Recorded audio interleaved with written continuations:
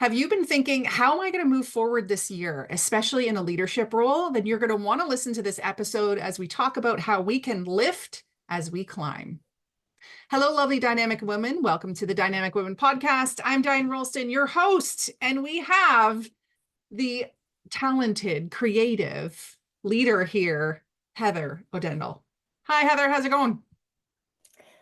I'm good. How are you? I'm great. Yeah. Happy to have you here. Why don't we kick things off by having you share a little bit about yourself? Sounds good. Well, I am joining you today from sunny Whistler, British Columbia. I moved up here 20 years ago to pursue a career in events. Hmm. And so that navigates my story a little bit, which we'll get into. But yes, I'm the founder and CEO of WNORTH, which is a community membership and a conference supporting women on a journey towards senior executive leadership. And I am also a event producer, and I have an event company based here in Whistler. Yes, you've been doing some really great work in the world, definitely in alignment with what I want to have happen in the world. So thank you for Amazing. all that you do. I am a member of W North. That's how we originally met. And I have been for many years now. But let's first start with, like, where did you start? I know you said you went into Whistler in the event management. So maybe share a little bit more about that. For sure. So I got my first gig was in event sponsorship for Whistler Blackcomb, the ski resort. So I moved up here. I had a brilliantly fun job. I got to, lean out the side of helicopters for ski shoots, and um, I looked after sponsorships at some of the major festivals in town. So a very fun start to my career. And then it was a couple of years after moving into freelance roles that I actually decided to start my own business. I actually did a contract for the Vancouver 2010 Olympics. And after that contract completed, that's when I started my own business. There was a stint in Vancouver, which is where I went to university, but I kept getting drawn back to the community here in Whistler. And it was 14 years ago that I started my event company.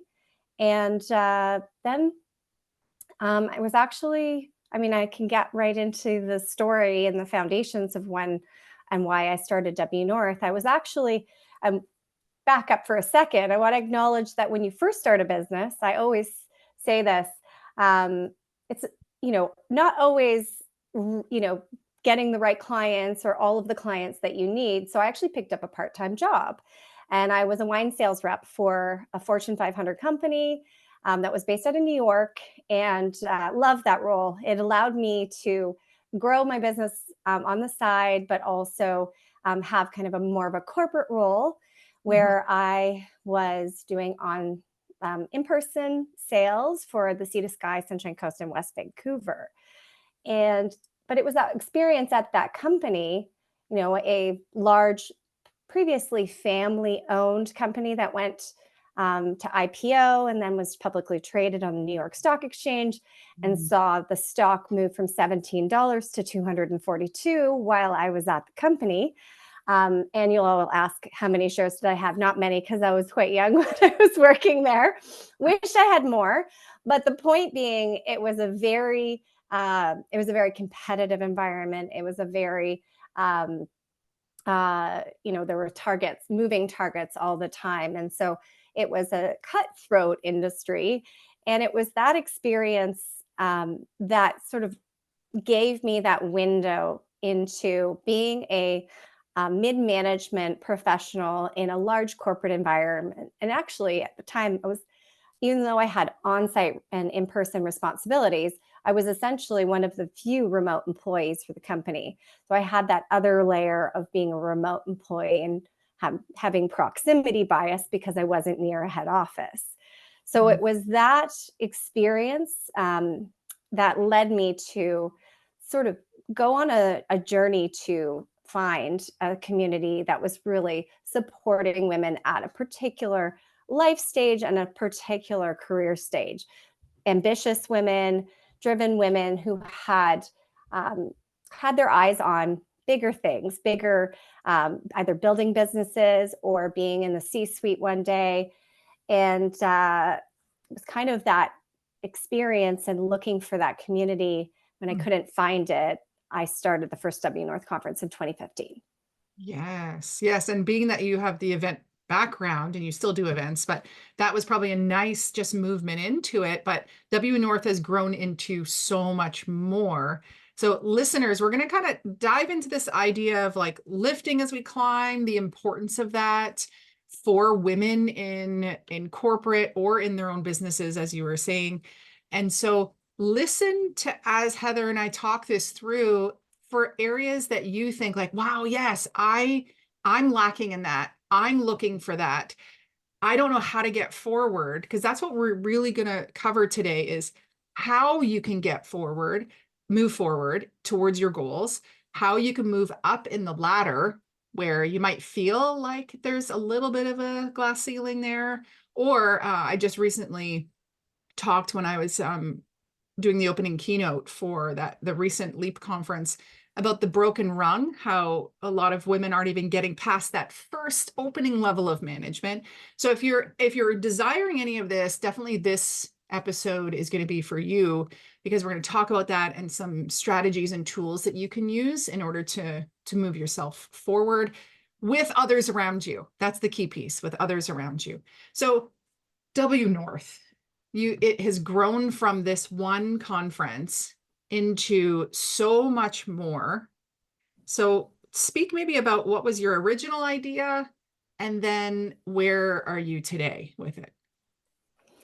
Oh no, that's great. I love to sort of talk about the journey, because we're 6 months away from our 10-year anniversary, which I can't even believe. So it was actually my husband who sat me down and said, you have this skill set, you have this experience as an event planner. So why don't we just give it a go? Mm. And let me tell you, anyone who has like visions of starting a conference out there, it takes about 3 years to make any money. So don't just decide maybe that you want to just Be do it. inspired by you and then go do it and think they're going to build this I massive mean, business. I'm grateful if they're inspired by me. That's amazing. But and it was a big leap, and it was a bit of like a jump off a cliff that in the end worked out really well. But I almost didn't do the second conference. I actually found out the week of the first conference that I was pregnant with my first child, which was very exciting. But I was also very sick with morning sickness. And so there was that experience, but it was around, and we're going to get into this in a second, but it was the women around me that attended the conference that actually kind of rallied for me. And as I said, if I'm going to do this again, I can't do it with such a small team. So it was that year we actually, before we sort of grown to being able to have people on payroll, we had like a volunteer organizing committee, and that committee helped for the next 2 years grow the conference.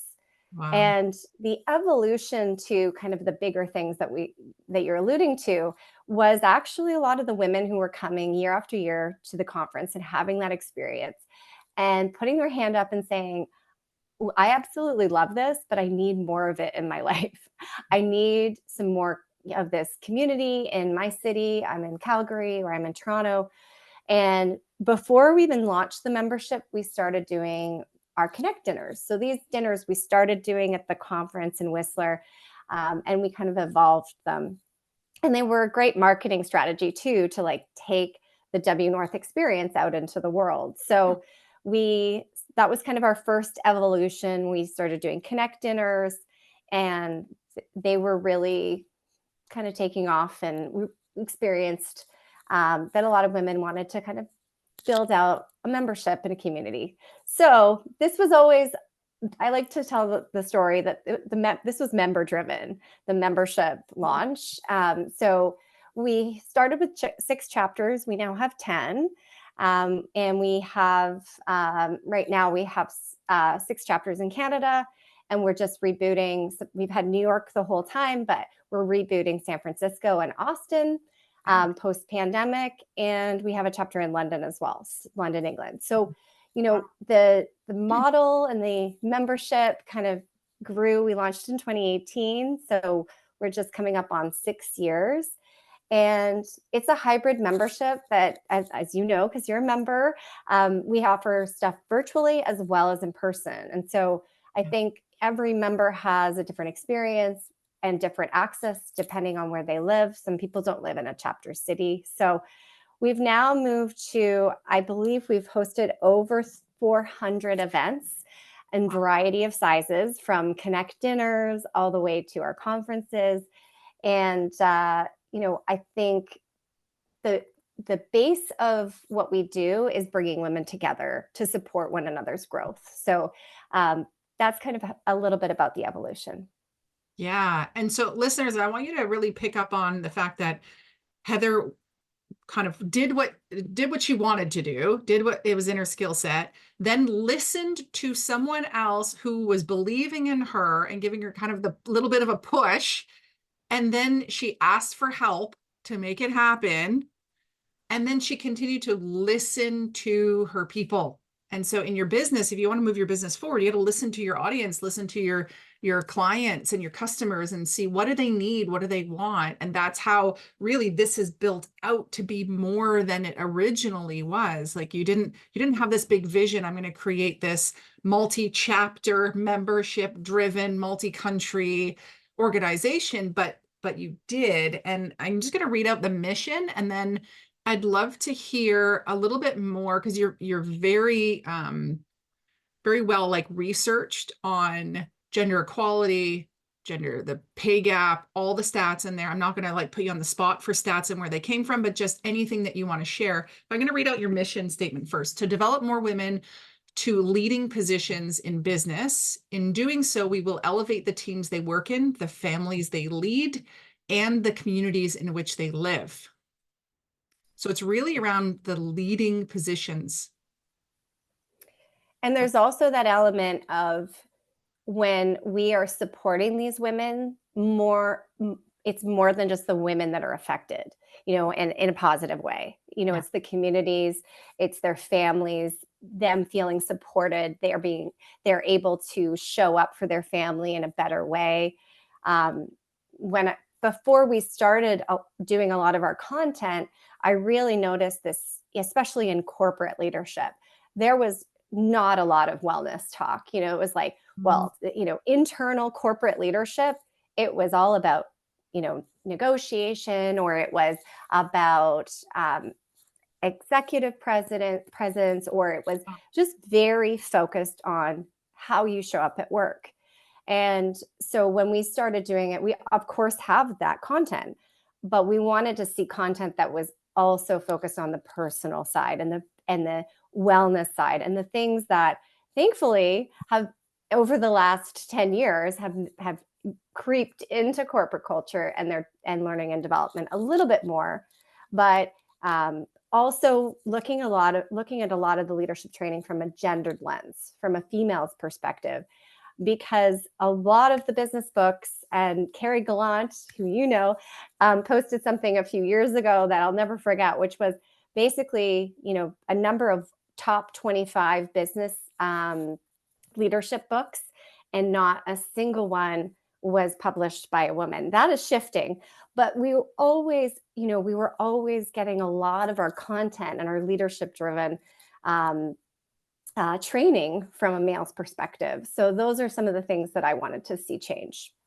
Yeah, very true. It's funny. I was invited to go to a conference that was all about like how to be a more powerful woman and live a better life and all this. And every single speaker was male.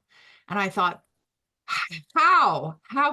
And then someone introduced me to a male who runs, and this is not dog and men at all. We love our guys. We just need a female perspective, especially a mother's perspective as well. He was talking about this, introduced because he does leadership development and corporate development. And I was introduced, and I focus on working with women. And I asked him, so do you have, like, how many modules are in there around parenting or return to work or being a woman in the workplace or any of that? And he was like, kind of embarrassed. He was like, none. I said, okay. So I said, I'm not saying that we don't have the male's perspective. Like, you need to have the male's perspective as much as you need the woman's perspective. And so that was quite interesting for me. So what are some of the stats out there, or the just different bits of truthful ways that society is right now with women, that really kind of get you ticked off, or that Ooh, all make right. this? The one that I really like to focus on is something called proximity bias. And so proximity bias is the bias that mostly women or people who choose, let's call it people who choose remote work or to work from home in a hybrid environment. It is the bias that they experience um, when it comes to maybe a promotion that's being offered or a special work opportunity. Mm. And because they're not in the office or they're not present in person at a meeting that's hybrid, or then they're not considered for it. I was talking about this a couple of years ago when we were very much in this, not, there was not the mandates to go back to work yet. So an example of proximity bias, and this is actually a company that is systematically baking in proximity bias to their company culture post-pandemic. So Dell came out a couple of weeks ago and said that their workers can stay remote. However, they will not have the ability to get promoted.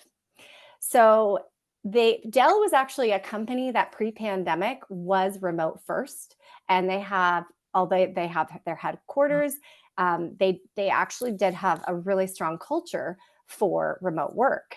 Post pandemic, they sort of slammed this one on people about 3 weeks ago. And the problem is that you've built a company and you've built a culture based on having an acceptance of remote work, and Mm. then suddenly changing the game. And we know statistically that the majority of people who take up remote work or are leaning more heavily on the work from home aspect of a hybrid environment are women and people of color. And so Wow. as sort of a mandate like this for Dell to say, you can stay working from home, but you won't get promoted, is essentially baking in that proximity bias that I was talking about. So for me, I am, there is being a fundamental shift even in the way that roles are being hired for across Canada right now. If you are looking for a remote role, completely remote role, they are like finding a needle in a haystack right now. And that's been a real shift in the last 18 months. And so what you have is compounded with, a lot of people losing their jobs in the tech industry and sort of fighting over maybe a smaller pool of jobs. But you also have people who are maybe like in locations where they maybe moved. A lot of people moved their entire families away from city centers. And so it's actually creating a lot of shifts. I'm seeing a lot of women rethinking their careers and, starting businesses so they can have more independence, et cetera, et cetera. So I just think it's very short-sighted of some of these companies. We're going into a little bit of like sort of a contraction. So yes, there are less jobs, but in the end, a year and a half, 2 years from now, when they're going to be looking for those candidates, they're going to be hard pressed to find those really highly qualified women because they've made claims and systematic changes like this.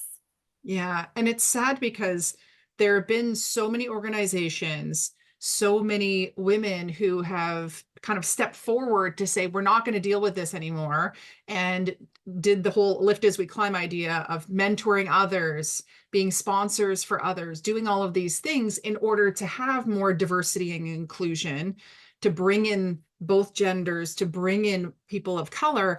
And then you do this, which is kind of a sneaky way of holding back really the people that I think you and I in our organization stand for, which is horrible. Yeah.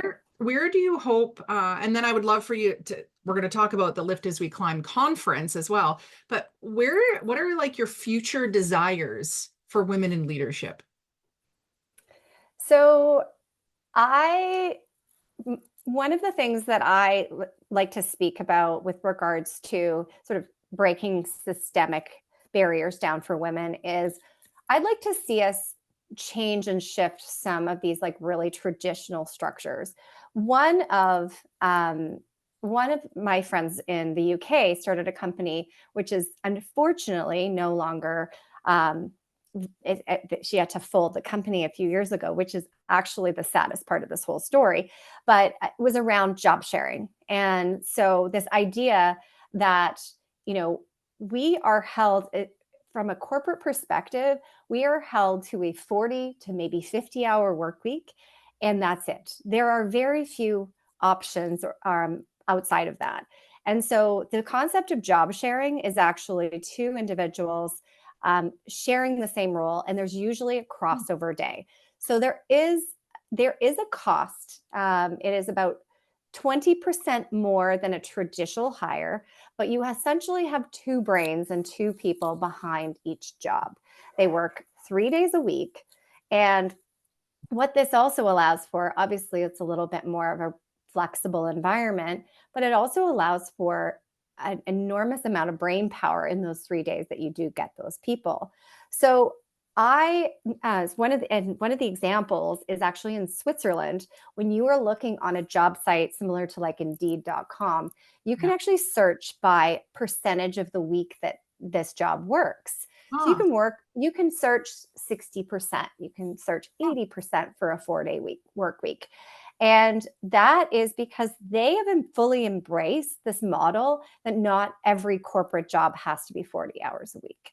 So when we're talking about the future that I would like to see, that's just one example of the ways that we haven't rethought the way that we work for so many years. We were forced to rethink the way that we work with the pandemic and the remote work. And everybody was like, why haven't we thought about this before? And now we're crawling out of it. And so I personally would love to see a little bit more flexibility. You see a lot of women leaving their corporate role to start businesses, which I am, 100% for. But what happens if the businesses are not successful, or if they're not making as much money as they were making before? What does that shift? What happens in that dynamic? So another thing I would like to see is I'd like to see more companies embracing the gig economy and figuring out ways to hire small businesses and contract workers, which I know that you're very passionate about as well. So those are some of the things I'd like to see. Love it. Love it. Yeah, my kids were actually part of a kindergarten class which had a shared position. Same with one of the classes right now. And it's really great to see, because I know one of the teachers, the purpose of that was because she had her own child and she was wanting to spend time with her. And I think that is so important, especially for great corporate companies, to not lose their talent. Because yes, someone might go off and start their own company out of their own passion, desire, ideas, but they might feel like they're pushed out, like they don't have a choice, because they're maybe part of a sandwich generation. They're taking care of the kids, they're taking care of the parents, and everything's falling on them. And so we've lost that voice now in the business. And I'm glad you brought this up now too, because it also makes me think like I ended up hiring 2 virtual assistants instead of 1 in the beginning. And they're both 20 hours each. And so they're actually sharing, they have different things they focus on, but there's crossover between them. And I definitely agree with how you were saying, you get 2 brains. And when they're on, and they're not paper pushing because they have so many hours to get their work done. They're very, very dedicated and efficient with their time. So I guess the whole thing here is that we need to continue as women to push ourselves forward, but to bring others alongside of us. And so one way is for them to be part of a membership, to attend events with other women, to share their experiences, but also to be immersed in an environment for 3 days where they get to just be poured into, like, with speakers, but Yeah. also refill their cup by being in a beautiful location and recharging. So tell us a little bit more about this year's WNORTH conference, which is in Whistler. Tell us about it. Yes. Well, I love what you're saying about refilling the cup because, when I started WNORTH, one of the intentions, of course, I was living in Whistler, but I could have also started a conference in Vancouver. But the intentionality of picking Whistler is know that women have a lot of pulls. You have a lot of external pulls. They have kids to pick up from school. They have all of these things. And doing a conference in a city environment where maybe they live, you don't have the same experience. You don't get to go to the dinners, or you don't get to go to the evening events and such. So we picked Whistler with intentionality. This is our 8th conference, and very excited. We're moving to the 4 seasons so we can make it a little bit bigger this year, which we are super excited about. 250 women in person. This conference is really not just about the conference elements, but the experience as a whole. So we're getting women out into the resort. We're hosting connect dinners. So you have, a intimate dinner experience with one speaker for every 10 guests. We have activities like sound bath and yoga in Lost Lake Park, trail runs in the morning through Lost Lake trails. This is a retreat meets a corporate leadership conference, all rolled into one. So, the theme of Lift as We Climb, really comes, we've been using that for many years, but when we talked about what we were going to name it for this year, it really felt, it really called to us because it was so aligned with our mission. A lot of women join the WNORTH community, entrepreneurs or corporate leaders, because they are missing that community and they're looking for a supportive space where they can, maybe it's outside of their company, maybe it's inside of their company, but some other voice of a woman that is at a similar level in their career and in success, that they can kind of, bounce ideas off of it, or just get to know on, a friendship level as well. A lot of women are coming out of the pandemic with, it's statistically known, less friends, really. And there is a little bit more of a barrier of people working from home, and they're not in the office as much. And so they don't have as many work friends. So I think, we'll see a lot. I love that, because that is always something I hear the most about is people come to me years later and they tell me that their best friends have come from this conference. And so I love that. It just fills me with joy. Oh, that's so nice. Yeah, and you've got such great speakers going to be there. I think I'm going to be part of W Talks. Is that what it's? Yes. Yeah. Yes. So I'm really excited about this. We are giving our members a platform to, tell their story. And that is, there are so many great members coming from so many different backgrounds that have stories to tell. And so we introduced W Talks this year. It's kind of been on my vision board for a couple of years, and excited to hear from our members in a Pecha Kucha style 6-minute talk. And so it's kind of fun. Yeah.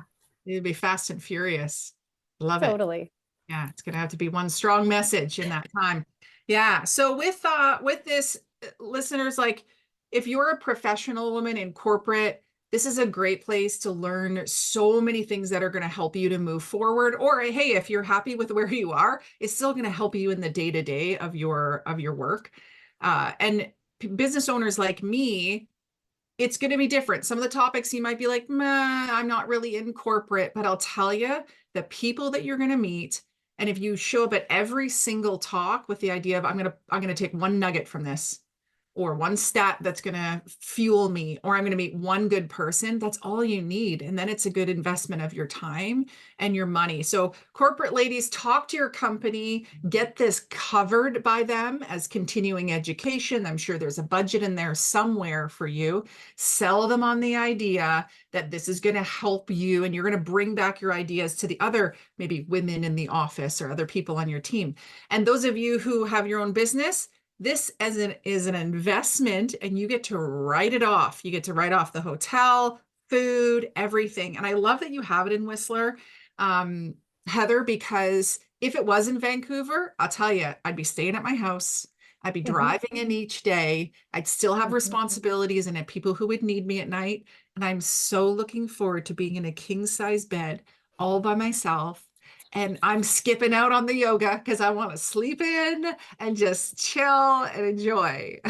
Amazing. No, it is really, people let their guard down in Whistler. It just has this vibe that people are, and I think that's where, going back to what inspired me to start this is I did go to a couple of, dare I say, stuffy networking events in Vancouver that and elsewhere, not just Vancouver, that I just felt like there were these inner circles, and there was, people were being, crowding you out if you didn't know the right people. And that doesn't happen in Whistler. There's just this openness of, where are you from? What is your story? Let's be friends. So yeah, very excited for it. I love it. I love it. So in a moment, I'm going to ask you what your final message is to everyone listening. And I want to let all of you know, in the show notes, there's going to be a link. Please use that direct link, because that's going to get you $400 off of your conference ticket. That's for those of you showing up in person. If it doesn't work for you to be able to show up in person, you can show up virtually and you'll get 50% off the ticket. So it's only like $50 or something. Like, that's a no-brainer for you to pick up that ticket. But if you're swaying between the two, I'll tell you, the hallway conversations, the dinners out, the ability to unplug away from your job, your career, your business, that's all of those things are going to give you even more of an ROI, return on investment, for you being there. So final thoughts, final message from you, Heather.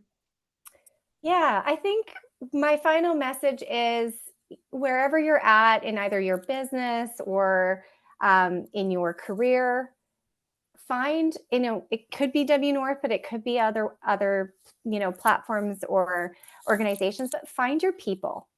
Find people that can lift you up, that can help you through those difficult times. If you need to pick up the phone and call somebody to get some advice about something you're dealing with, we do it more officially through our forums program, which you're very familiar with, Diane. Like, there is so much power in community. And if you are feeling a little bit like your tribe is a little bit on the weaker side, then I employ you to go out and find your people wherever they may be. Yeah. So actually, when we think of Lift as we climb, it's the idea of, we need to be reaching out to someone else to help them as well to move up. So great opportunity to invite a friend to come to the conference, or to just reach out to someone and check in on them.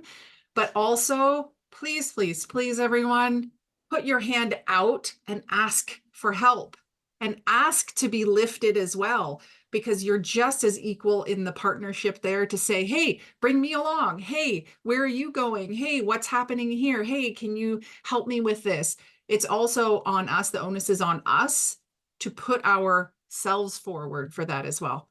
So I thank you for being with me today, Heather. Great to hear the different things that really kind of passion you, and the way that you got to where you are today. Obviously, I'm looking forward to the conference and being able to meet everyone. And just thank you for the work that you do in the world. It's really important for women in leadership and in women in their communities to be part of something else. Well, thank you, Diane. That means so much to me. And I want to also thank you for being a long-standing member of WNORTH and always supporting and lifting the women around you as well. Thank you. Oh, thank you. Thank you. And so everyone, make sure you jump over to the notes where you're going to see more information about WNORTH, about Heather, and about the conference, which I hope I can, have a connect dinner with you when you come, or we can talk shop about the different sessions that are there. If you haven't yet, share this episode and this podcast with a friend, with someone else that you maybe don't know very well even, and just say, hey, I just heard this interview would be really good for you to check it out. And that's how you start to build those connections with others, by giving them a little bit of info on something and putting out that kind of good vibes with that. And if you also haven't yet, make sure you like and subscribe, because that's how you're going to get to hear more wonderful interviews with amazing, successful women in Canada and abroad. And until next time, everyone, stay dynamic. Bye.